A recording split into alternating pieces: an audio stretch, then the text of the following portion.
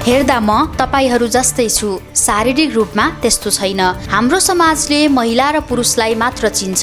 म त पुरुष पनि होइन, महिला पनि होइन, अर्थात् म आफूलाई तेस्रो लिङ्गीका रूपमा चिनाउँछु। तर राज्यले मलाई मेरो शारीरिक बनावट अनुसार चिन्दैन।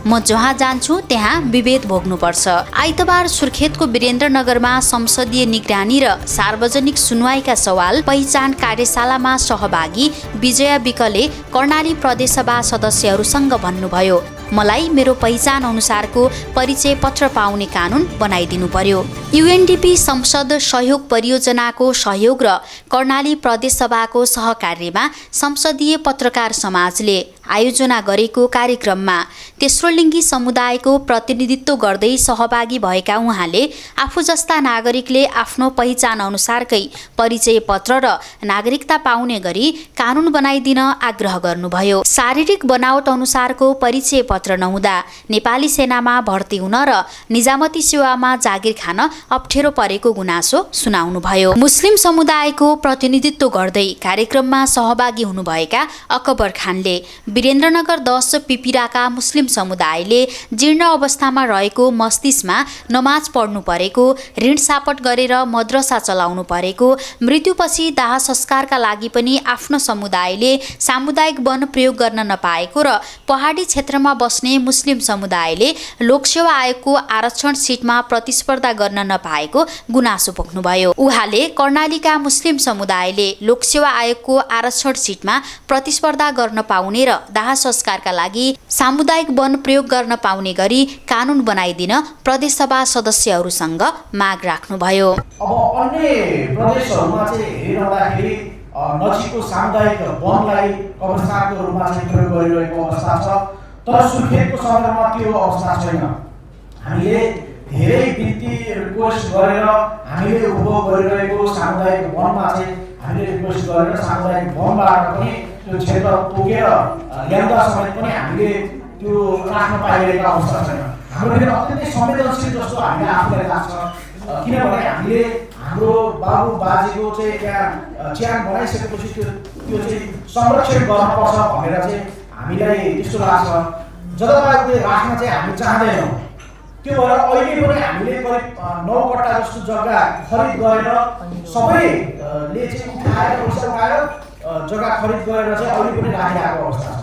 अब सुर्खेतको जग्गा किनेर हामीले हाम्रो बाबु बाजेलाई राख्ने अवस्था चाहिँ हाम्रो छैन। त्यो हिसाबले चाहिँ कब्रस्तानको उचित व्यवस्थापनका लागि पनि यहाँहरूको ध्यान जाओस्। राउटे समुदायको स्थायी ठेगाना रहेको गुराँस गाउँपालिका 8का टेकराज केसी, आदिवासी जनजाति महासङ्घका कर्णाली प्रदेश अध्यक्ष वीरबहादुर राउत भोटे, अपाङ्गता भएका आदिवासी जनजातिहरूको क्षेत्रमा क्रियाशील रत्ना राणा र सोसेकमा कार्यरत दुर्गा कुमारी खड्काले राउटे समुदायको संरक्षणका लागि कानुन बनाइदिन माग गर्नुभयो। राउटे समुदायको सन्दर्भमा थोरै कुरा राख्छु। त्यो हाम्रै वडाको बासिन्दा भनेर त्यहाँ परिचय पत्र पनि दिइएको छ। राउटेको संरक्षण र सम्वर्धन गर्ने एउटा कानुन आवश्यकता देखिन्छ, किनभने एउटा नीति त त्यहाँ बनिएको त्यहाँ त्यो कानुनको रूपमा आएन। त्यसतर्फ सबैको ध्यान आकर्षण होस् सांसदज्यूहरूको भन्न चाहन्छु। अहिले त्यो राउटे समुदायमा मैले प्रत्यक्ष देखेको विभिन्न सहयोगको नाममा बाहिरबाट त्यहाँ जाने र उनीहरूको सुरक्षामा चुनौती छ। जस्तो ती युवतीहरू बलात्कृत हुने सम्भावना बढ्दो क्रममा देखिन्छ। केही घटनाहरू पनि बाहिरिएका छन्।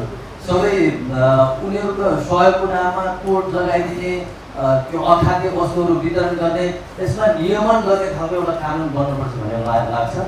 त्यो राउटे जातिको लागि त्यो कर्णाली प्रदेशमा त्यो मागी खेल्ने भाँडोको रूपमा यो पहिचान, त्यो अन्तर्राष्ट्रिय जगत, यो नेपालकै क्षेत्रमा अन्तर्राष्ट्रिय जगतमा नै राउटेको पहिचान भएको यो कर्णाली प्रदेशलाई, यो कर्णाली प्रदेशमा चाहिँ राउटेलाई मागी खेल्ने भाँडोको रूपमा प्रयोग गरिएको छ। यसको लागि कडाभन्दा कडा कारबाही र कानुनी प्रक्रिया र नीति यो चाहिँ तपाईँको सवालमा यो पहिचानमा त्यो चाहिँ उठ्न जरुरी छ। आज यो धेरैजना मान्यज्यूहरू हुनुहुन्छ, उपसभापतिहरू हुनुहुन्छ, पूर्वमन्त्रीहरू हुनुहुन्छ, हजुरहरूको ध्यानलाई मैले अलिकति भए पनि यतातिर खिच्न चाहेँ, किनभने असाध्यै यो संवेदनशील क्षेत्र हो। यो राउटे भनेको असाध्यै, हामीले राउटेलाई राउटेमै रहन दिनुहोस्, राउटेलाई धेरै हस्तक्षेप नगरिदिनुहोस्। हिजो बाँदर खाने राउटेहरू आज खसी र बाख्रामा आइपुगे, भोलिको भोरमा गएर बैलको कुखुरा किन्छ। अनि हामीले त्यो राउटे खोजेर त्यतिखेर हामी पाउन सक्दैनौँ कि जस्तो लाग्छ। राउटे नै हुन दिएर उहाँहरूको कला, संस्कार, संस्कृति र वेशभूषालाई नमासिने गरी जगेर्ना हुने गरी चाहिँ राउटे नीति पोलिसीबाट पनि गराउनुपर्छ भन्ने कुरालाई अवगत गराउन चाहिँ हस्त। धन्यवाद। यो समुदायमा अहिले पछिल्लो समय धेरै विकृतिहरू आएको छ। हजुरहरूले पनि देखिरहेको कुरा अवगत नै छ। सामाजिक सञ्जालहरूमा धेरै नराम्रो भिडियोहरूदेखि लिएर बाहिरको मान्छेहरू त्यहाँ गएर महिलाहरू दृष्ट गरेको अवस्था छ। यसको लागि सुरक्षाकर्मी भइदिएको भए अलिकति केही राम्रो हुन्थ्यो भन्ने लाग्छ मलाई। मदिरा बेच्नेहरूलाई पनि केही कारबाही गरिदिएको भए अलिकति त्यो समुदायमा केही सुधार आउँथ्यो जस्तो लाग्छ मलाई। धन्यवाद। मानवाधिकारवादी संस्था इन्सेक कर्णाली प्रदेश कार्यालय प्रमुख नारायण सुवेदी, मध्यपश्चिम विश्वविद्यालयका पूर्व डिन एवं मानवाधिकार रक्षक सञ्जालका कर्णाली प्रदेश संयोजक पीताम्बर ढकालले मानवाधिकार रक्षकहरूका लागि कानुन बनाइदिन माग गर्दै कर्णाली प्रदेश सभाले बनाउने हरेक कानुनहरू मानवाधिकार मैत्री हुनुपर्ने बताउनुभयो। प्रदेशका मानवाधिकार रक्षकहरूको सम्बन्धमा संरक्षण र अधिकारका सन्दर्भमा एउटा कानुनको मस्यौदा पनि गरेर चाहिँ कर्णाली प्रदेश सभालाई चाहिँ सजिलो होला भन्ने हिसाबले र सरकारले पनि सजिलोको निमित्त मस्यौदा तयार गरेर हामी अगाडि बढेका हौँ। अर्थ मन्त्रालयले स्वीकृति दिइसकेपछि अब त्यो प्रदेश सभामा रोकिएको चाहिँ छ, त्यसलाई छिटोभन्दा छिटो पारित गरिदिनु भयो भने मलाई लाग्छ मानवाधिकार रक्षकहरूको संरक्षण गर्ने दायित्व पनि प्रदेश सरकारकै हो। किनभने मानवाधिकारवादीहरू के हुन् त भन्दाखेरि वी डु फर अदर्स, हामी अर्काको निमित्त काम गर्ने व्यक्ति हौँ, नट फर आवर्स। हामी हाम्रै निमित्त काम गर्दैनौँ, अरूको निमित्त काम गर्छौँ। अरूको निमित्त काम गर्दाखेरि हामी कहिलेकाहीँ संरक्षकविहीन अवस्थामा पनि बस्नुपर्ने भावनाले त्यो अवस्थाबाट मुक्ति पाउनको निमित्त ऐन आवश्यक पर्छ र सँगै अलिअलि अधिकार पनि चाहिन्छ। त्यो अधिकारको सुनिश्चित कानुनद्वारा चाहिँ होस् भन्ने हिसाबले हामीले चाहिँ त्यो बनाएको चाहिँ छौँ। अब त्यो चाहिँ प्रवेश गरिसकेको छ जस्तो लाग्छ, सरकार समक्ष गइसकेको चाहिँ छ।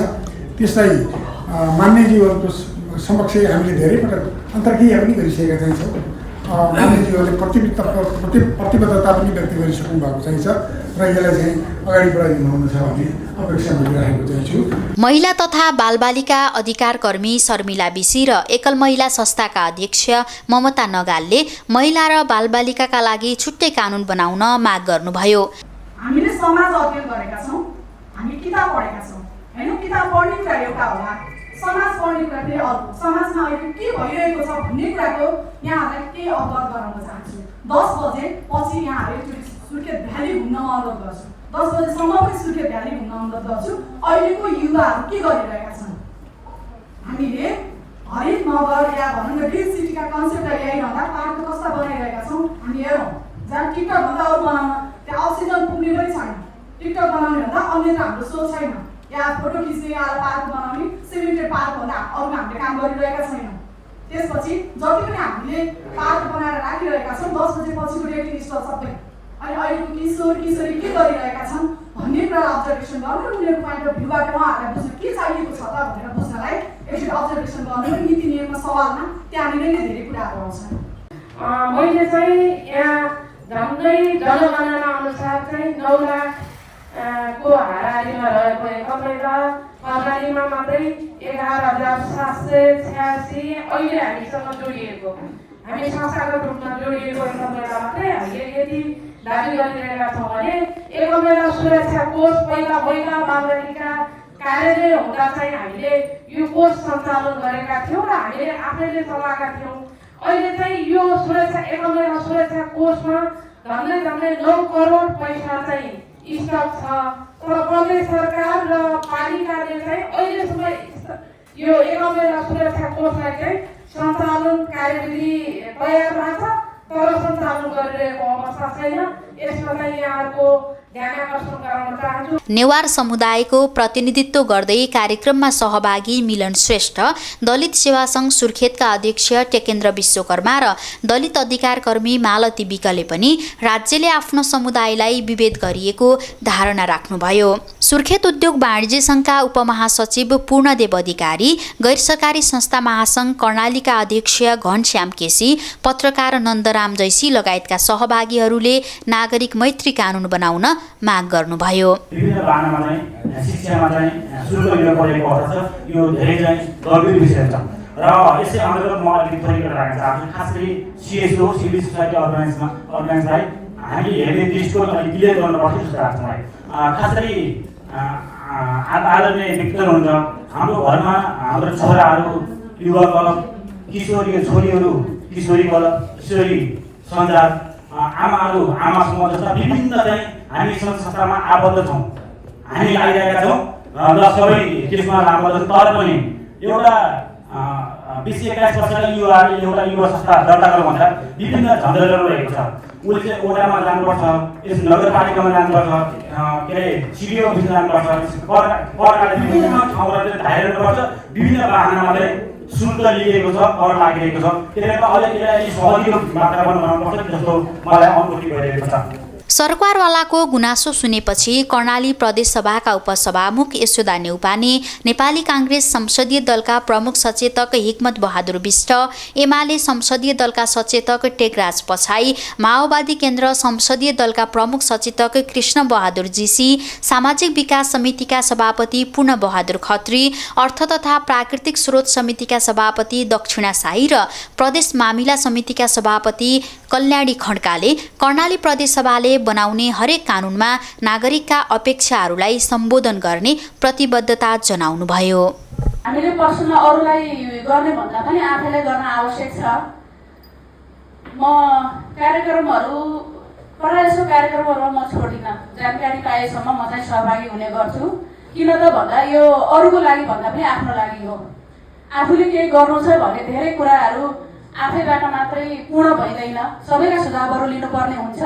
त्यसले गर्दाखेरि सकिएर कतै कार्यक्रमहरू जुट्यो भने त्यो बेग्लै कुराहरू भयो, होइन भने आउँदा कुरा सुन्दा र त्यहाँका कुराहरूलाई लगेर जाँदा चाहिँ राम्रो हुन्छ भन्ने मध्येको म आफू पर्छु। यसले गर्दाखेरि मलाई धेरै कुरा बोलिनँ। किन बोलिनँ भन्दाखेरि विभिन्न क्षेत्रमा प्रतिनिधित्व गर्नुहुने प्रमुख एवं प्रतिनिधिज्यूहरूले मसिनो तरिकाले कुरा राखिसक्नु भएको छ र हाम्रो तर्फबाट पनि जो प्रदेश सभामा प्रतिनिधित्व गर्ने मान्यज्यूहरूको तर्फबाट पनि यहाँ सचेतकज्यूहरूले सभापतिज्यूहरूले धेरै कुराहरू राखिसक्नु भएको छ।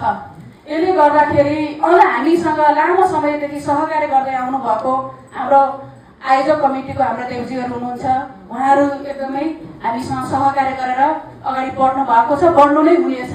कतिपय कुराहरू मिले होलान्, कतिपय कुराहरू मिलेन होलान्, यिनीहरू समीक्षा गर्दै अगाडि जाने कुराहरू हो र यसलाई नेगेटिभ लिनुहुन्न, पोजिटिभ लिनुपर्छ, हामी सकारात्मक हुनुपर्छ। अर्को कुरा अलिकता मलाई कता के फिल हुन्छ भने बेला बेला हामी बोल्न चाहिँ धेरै बोल्छौँ, काम चाहिँ कम गर्छौँ। काम कम गर्ने भएको कारणले गर्दाखेरि पनि विषयवस्तुहरूको उठान हुन्छ, त्यसको निराकरण हुँदैन। अब यसको मसलत अब हामी सबैको प्रतिबद्धता के जाहेर गर्न आवश्यक छ भने जब विषयहरू उठ्छन् तिनी विषयहरूको निराकरण गर्नको निमित्त हामी सबैको प्रतिबद्धता गरेर अगाडि बढौँ। जस्तो अहिले बजेटका कुराहरू पनि उठे, अब समय सन्दर्भले साथ दिन्थ्यो दिँदैन थियो, यही विषय पनि अलिकता हामीले असारभन्दा अलिक पहिले गरेको भए मान्यज्यूहरूलाई पनि विषय उठाउन सजिलो, हामीलाई पनि विषय उठाउन सजिलो र सरकारलाई झल्झगाउनको निमित्त पनि एउटा आधार बन्थ्यो। अब जसरी हाम्रो असारे कामहरू सुरु हुन्छ त्यस्तै हाम्रा गतिविधिहरू पनि असारेतिरै लाग्यो भने त फेरि पनि के भयो त भने हामी अरूलाई भन्ने भन्दा पनि आफैतिर क्वेसन गर्नुपर्ने अवस्था आउँछ कि हामी जो जहाँ सम्बन्धित छौँ अलिकता सिरियस भएर लागौँ। विगतमा हामीले के कामहरू गऱ्यौँ, विगतमा गरेका कार्यक्रमहरू कामहरूबाट हामीलाई चाहिँ प्रफिट के भयो त त्यो कुराको पनि जानकारी गराउने गरौँ। अब हामी सबैले केही बनाउनु छ भने, मुलुक बनाउनु छ भने हामी सबै कुराबाट दलीय हिसाबले होला, कतिपय भावनात्मक हिसाबले होला, सङ्घ संस्था हरेक कुराका आफ्ना नम्सहरू होलान्, आफ्नो विषयवस्तुहरू होलान्, तर अलिक फराकिलो हो भन्ने मेरो यहाँ सबैलाई एकदमै आग्रह छ। यो जानकारीको लागि म के अनुरोध गर्न चाहन्छु भन्दाखेरि कर्णाली प्रदेश सभा नियमावली 2081 हामीले भर्खर बनाएका छौँ र त्यसमा हामीले के व्यवस्था गरेका छौँ भने विधायकी परीक्षण भन्ने व्यवस्था हामीले थपेका छौँ, पहिला थिएन त्यो। यसमा विधायकी परीक्षणको 3वटा चरण हुँदो रहेछन्। एउटा पूर्व विधायकी परीक्षण, एउटा विधायकी परीक्षण र एउटा उत्तर विधायकी परीक्षण, जसलाई हामीले PLS भन्ने गरेका छौँ। 3वटा चरण हुन्छन्। अर्थात् कानुन बन्नका पहिले कस्तो प्रकारको कानुन बन्नुपर्छ भन्ने बारेमा यस्तै फोरमहरूमा नागरिक समाजमा सरोकारहरू सबैसँग सल्लाह गरेर उचित र उपयुक्त कानुन बनाउनुपर्छ भन्ने एउटा चरण हुँदो रहेछ। अर्को चरण कानुन बनाउँदाखेरि संसदभित्र छलफल गर्दाखेरि सबै कोणबाट विचार गरेर बनाउनुपर्छ भन्ने अर्को चाहिँ चरण हुँदो रहेछ। र अर्को के भने उत्तर विधायकी परीक्षण भन्नाले बनिसकेका कानुनहरू के कति प्रभावकारी छन् छैनन्, त्यसले काम गरे कि गरेनन्, कानुनको उद्देश्य पुरा भयो कि भएन भनेर हेर्ने अर्को चरण हुँदो रहेछ। त्यसलाई PLS भन्ने चाहिँ गरिन्छ। त्यो छ। यी 3 चरणमा हामीले चाहिँ अब लाग्नुपर्छ भनेर हामीले चाहिँ छलफल चलाइराखेका छौँ। यो कुरा मैले यहाँहरूलाई जानकारीको रूपमा मैले चाहिँ यति कुरा राखेँ। अर्को कुरा मैले यहाँ विभिन्न ढङ्गले कुराहरू उठेका छन्, जस्तो यो मानव अधिकार रक्षकहरूको सञ्जाल जो छ त्यसले एउटा ड्राफ्ट गरेर विधेयकको ड्राफ्ट गरेर चाहिँ लबिङ गरिरहेको छ र त्यसलाई अगाडि बढाइराखेको छ। त्यसै गरेर विभिन्न अरू चाहिँ जात जाति धर्म संस्कृति परम्परा आदि इत्यादिको बारेमा पनि कुराहरू यहाँ उठेका छन्।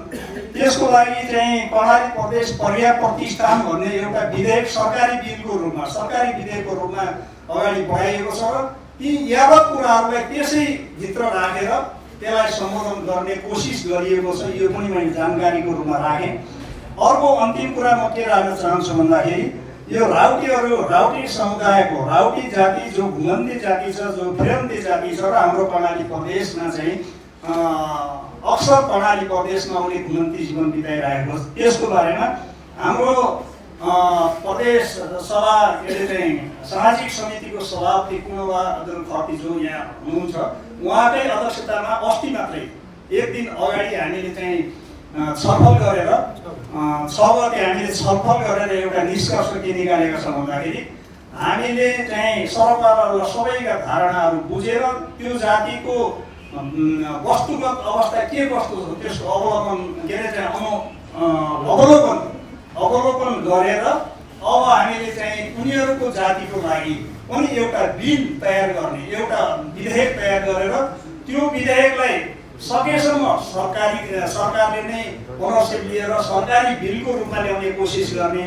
यदि त्यो पनि सम्भव भएन भने प्राइभेट बिलको रूपमा, गैर सरकारी विधेयकको रूपमा एउटा बिल ड्राफ्ट गरेर हामीले त्यसलाई अगाडि बढाउने एउटा निष्कर्ष निकालेका छौँ। सञ्चार माध्यमबाट अरू साथीहरूले पनि एउटा एकजना म्याडमले चाहिँ सुझाव राख्ने क्रममा भन्नुभयो एनजिओको विरोध गर्यो भन्नुभयो। उहाँले कहाँ सुन्नुभयो, कहिले सुन्नुभयो होइन। कहिलेकाहीँ के हुन्छ भने विषयलाई अलिकति अतिरञ्जित तरिकाले चाहिँ प्रस्तुत गर्यो भने पनि त्यसले चाहिँ के हुन्छ भने बहसलाई अलिक पर पुर्याउँछ। एनजिओको विरोध गरेको होइन, हाम्रो सरकार त्यस्तो हुनु पर्यो, हामी प्रदेश सभामा त्यस्तो हुनु पर्यो कि कुनै एनजिओले कार्यक्रम गर्छ भने त्यहाँ चाहिँ के छ भन्दाखेरि सबै होइन, सबै संस्थागत हिसाबले नै सबै जाने होइन, सम्बन्धित विभागीय मन्त्री जाने, विभागीय चाहिँ के छ भन्दाखेरि होइन जिम्मेवारी लिएको चाहिँ प्रतिनिधि जाने, त्यसले एनजिओका कार्यक्रमको महत्त्वसँग समन्वय गर्ने भनिएको छ। उहाँहरूले भरभिट हेरेर चाहिँ राम्रोसँग चाहिँ के भने प्रतिक्रिया दिन म आग्रह गर्न चाहन्छु। बजारमा अलिअलि त्यस्तो एउटा तरङ्ग पनि चलाइएको रहेछ क्या। वैश्व महासङ्घको यहाँ प्रतिनिधित्व हुनु चाहिँ हुनुहुन्न, तपाईँहरूले राम्रोसँग ध्यान दिनु होला। राम्रोसँग के ध्यान दिनु होला भन्दाखेरि एनजिओको न्यूनीकरण गरेको होइन, तर कार्यक्रम सरकारले एउटा पोलिसी बनाउनु पर्यो र गैर सरकारी संस्थाहरूलाई पनि राज्यका कार्यक्रमसँग एकाकार गरेर कुनै वर्ग क्षेत्र लक्षित समुदाय केन्द्रित कार्यक्रम छन् भनेपछि त्यसमा प्रभावकारी ढङ्गले कार्यान्वयन गरौँ भन्ने उद्देश्य न हो। त्यस कारणले गर्दाखेरि कहिलेकाहीँ के हो भने विषयलाई अलिकति अतिरञ्जित तरिकाले चाहिँ कोही पनि प्रस्तुत नहुँ। कार्यक्रम गर्यो, कार्यक्रममा चाहिँ विषयको गहिराइमा नपुगेर खण्डन गर्नु भनेको त्यो त्यति धेरै राम्रो हुँदैन। जो खेलकुदको विषयमा यो सङ्घीय सरकारको आयोजना र हामी त्यसका सपोर्ट भएको युवा आवामा हुन सकेन, तत्कालै यस आर्थिक वर्षमा हुने बाचा यहाँहरूका बिचमा राख्न चाहन्छु। र 3 जना जो आफ्नो जातीय मेरो समितिभित्रै पर्ने कुराहरू छ, जस्तै हाम्रो प्रज्ञा प्रतिष्ठान विधेयक पेस भएको छ, त्यसैमा सबै हाम्रा जात मन्दिर जो भीमसेन मन्दिर छ हाम्रो चाहिँ मिलन श्रेष्ठजीले, त्यसरी बिरबहादुरजीले, त्यसरी हाम्रो पत्रकार डेकेन्द्रजीले यी सबै समसामयिकका विषयमा हामीले जे कुरा आज उठाएका छौँ त्यसलाई चाहिँ हामी पुरा गर्नेछौँ र त्यो विधेयक मार्फत कानुन बनाएर हामी छिटै लाग्नेछौँ र तपाईँहरूले जुन कुराहरूको चासो दिनुभएको छ त्यो हाम्रो पनि चासोको विषय हो। कर्णालीका बारेमा नेगेटिभ कुराहरू हामी कहीँ कतैबाट पनि नगरौँ, हामीले नै गर्ने हो। कर्णालीलाई बनाउने हामीले हो। कसैले पनि यो कर्णालीका बारेमा, यो प्रदेशका बारेमा, कुनै निर्वाचितका बारेमा हामीले विरोध गऱ्यौँ भनेपछि यो हामीलाई नोक्सान हुन्छ। यो व्यवस्था जोगाउनका लागि आज एउटा नगरपालिकाले सम्बन्ध प्रदेश चाहिँदैन भनेर एउटा हाम्रै संविधानले बनाएको संस्थाले विरोध गर्ने अवस्था आएको छ। त्यसलाई चिर्नका लागि पनि हामी सबै सचेत भएर हामी अगाडि बढौँ र सरकारमा जुन दिनुभएको छ त्यो मन्त्रीको बारेमा हाम्रो डेकेन्द्रजीले त्यो कुरा हाम्रो दलकै सचेतक हुनुहुन्छ। हामी सरकार पढ्नुलाई यी कुराहरू राख्ने बाचा गर्दै यहाँहरूको यस्तो छलफल अर्को दिन पनि गर्ने बाचा गर्दै तपाईँहरूले जुन क्वेसन राखिदिनु भयो, हामीलाई धारिरहनु हो, त्यसको लागि आभार व्यक्त गर्दै मेरा भनाइ यहीँ राख्छु। धन्यवाद। जय नेपाल। म हाम्रो अवरोध तथा प्राकृतिक समितिको सभापतिको नाताले जुन कानुनको कुरा आएका छन्, हामी कानुन बनाउन लागिरहेका छौँ। हामीले मेरो समितिमा पर्ने जुन मन्त्रालयका मन्त्रीज्यू सचिवहरूलाई बोलाएर पनि हामीले यो नागरिकहरूको लागि बजेट छुट्याउनुपर्छ, नागरिकको भविष्य निर्माण गर्नुपर्छ भन्ने कुरा राखेका छौँ, राख्यौँ पनि। तर जो अहिले यो जुन आज कति नीति तथा कार्यक्रममा पनि आइसकेको छ, त्यही तपाईँहरूले सुनिराख्नु भएको पनि छ। म धेरै कुरा भन्न चाहन्न। हामीले विधेयक पास गर्दै गर्दा जुन प्रदेश सभाबाट आउँछ, जस्तै हाम्रो सभापतिज्यूले भने जस्तै हामीले त्यहाँ छलफल गर्ने गरेका छौँ। छलफल गरिसकेपछि हामीले त्यो विधेयकलाई पास गर्ने गरेका छौँ। कतिपय विधेयक फिर्ता भएका छन्, केही विधेयक अझै केही लाइनमा छन् भन्ने कुराहरू पनि राख्न चाहन्छु। र केही हाम्रा अग्रजहरू माननीयज्यूहरू प्रमुख अतिथिज्यू हुनुहुन्छ, यसको लागि केही कुरा राख्नुहुनेछ। समय नभएको हुनाले म छोटो हजुरहरूले जुन जति कुरा राख्नुभयो, हाम्रो ध्यान आकर्षण गराउनु भएको छ। म हजुरलाई आभार साथ धन्यवाद दिन चाहन्छु। विषय चाहिँ उठान गर्नुभएको छ।